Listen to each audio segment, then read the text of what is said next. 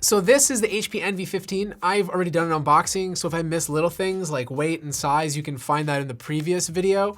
But I think this laptop is special. Like, this is a premium, ultra portable, made out of metal, that's supposed to be a mid-range laptop that's outperforming and better priced than a MacBook Pro 16, Dell XPS 15, or even an XPS 17. Now, one of the first things you guys asked was, why was there a gap placed between the display and the deck of the keyboard? They did this on the HP Omen, but I like it because it allows for two things. One, airflow is better when you have the laptop closed. This is super important if you're planning to use this as a desk setup because you're going to keep the display closed and use your monitors. So it allows for better airflow.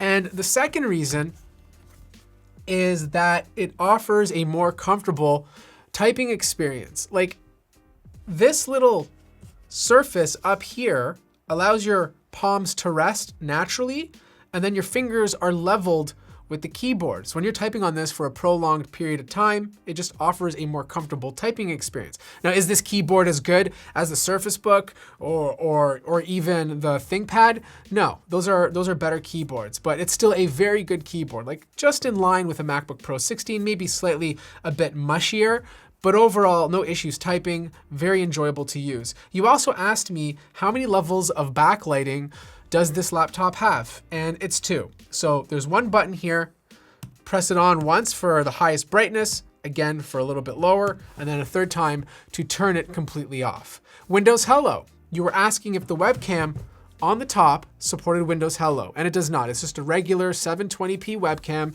It doesn't have the best look, but it's good enough for conference calling. If you want to use Windows Hello, you have to use the fingerprint scanner on the bottom deck of the keyboard. Now, the one area that this laptop falls behind is the display, at least in terms of the aspect ratio. The XPS and the MacBook Pro both support 16:10.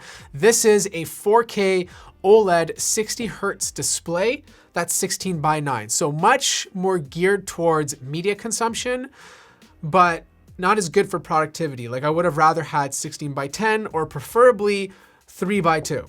The display itself is OLED. This is the same Samsung OLED panel you've seen in the Razer Blade and some of the Dell XPS 15s, the exact same one. The only area it kind of suffers in is PWM flicker. So if you leave the brightness below 50%, you will have irritation if you're sensitive to PWM. So if you buy this laptop and you're sensitive to it, keep the brightness above 50%.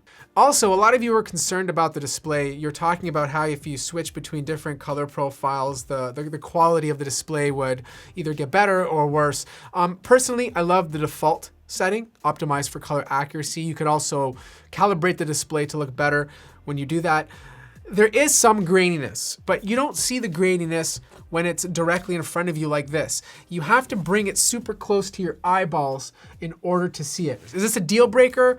No, it's absolutely not, because when you have it arm's length away, you can't see it at all. It's only when you look really, really close. And finally, the last thing about this display is, yes, it does support touch. You can go ahead and touch the screen, but it does not support HP's Active Pen. If you want to use the pen, you have to buy something like an HP Spectre X360. Unfortunately, there's no power delivery using one of the 2 USB Type-C ports on the left-hand side. It is Thunderbolt 3 and it does support 4 PCIe lanes. Unfortunately, micro SD card. I would have loved a full-size SD card, but I don't think it's a deal breaker considering the price point of this laptop. Performance, that's where this thing completely excels. The vapor chamber inside of here keeps this thing cool. And even though it's using an i7 10750H, it still managed to beat out the Dell XPS 15 with its 8-core processor doing a simple Cinebench run. That is very impressive for this machine. The other thing is the GPU. This RTX 2060 Max-Q, which is about 5 to 10% slower than a regular RTX 2060, still outperformed the Dell XPS 15 because that laptop can only be configured with a 1650 Ti. Now, interestingly, this laptop dominated well, not dominated, but beat out both the XPS 17 and XPS 15 when it came to Adobe Premiere Pro. It just offered slightly better performance, most likely because the GPU is performing a little bit better than the other two laptops. The only area that this laptop lost compared to those two laptops is Photoshop. And in all fairness, those other laptops have 2 extra cores to work with, especially considering Photoshop is super CPU intensive. Now, if we're talking about gaming, this is not a gaming laptop. Like, you shouldn't buy this strictly for gaming. But yes, it can game. The RTX 2060 Max-Q inside of here can handle most titles very comfortably between medium and high settings. Speaking of settings, there's different things you can configure in the HP Omen command center. So most of the tests I did were done on performance mode. This basically allows the laptop to go nuts. High temperatures over 95 to 96 degrees Celsius, clock speeds over 4 gigahertz, which is nuts because most laptops just don't allow that with that much heat happening. And with that, you get really great performance. Keyboard temperatures were also really good, under 50 degrees Celsius the entire time under performance mode. Now, if these temperatures are too hot for you, you can set it to default mode. And default mode will give you temperatures in the 80 degrees range when it's under load, and it'll make you much more comfortable using your laptop. Now, if you do use performance mode, just note that fan noise will be loud. You're looking at like 57, 58 decibels. There's a tiny bit of coil whine. If you drop it down to default, it'll be closer to 50. And then if you put it on quiet mode, you're gonna get less performance, but you'll have very quiet fans, like 40 decibels the entire time.